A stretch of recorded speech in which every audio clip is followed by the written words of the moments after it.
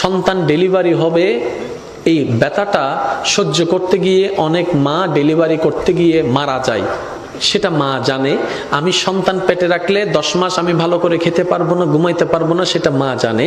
তারপরও সন্তান পেটে নেওয়ার জন্য মা দ্বিধাবোধ করে না, দ্বিমত পোষণ করে না। ডেলিভারির সময় মা মারা যাওয়ার সম্ভাবনা 80%, সেটা মা জানে। ব্যথা সহ্য করার মতো না, সেটা মা জানে।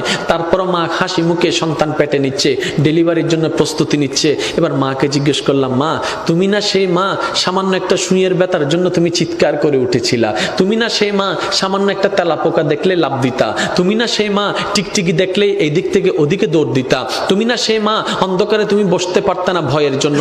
আজকে তুমি নিজের জানের রিস্ক নিয়ে নিলা। তখন মা উত্তর দেয়, সন্তানের চেহারাটা এক নজর দেখার জন্য, সন্তানের চেহারাটা এক নজর দেখার জন্য। এবার ডাক্তার যখন এমন পরিস্থিতিতে চলে গেল, মা হয়তো মা বাঁচবে না হয় সন্তান বাঁচবে।